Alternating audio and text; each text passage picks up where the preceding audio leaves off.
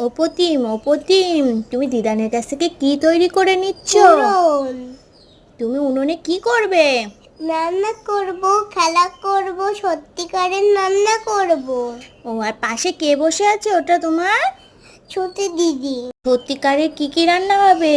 মাংস, ডাল, আলু ভাজা, ভাত আর আর চাটনি। ও আচ্ছা আচ্ছা, তো তুমি দৌড়ে কি আনতে গেলে? হাঁড়ি।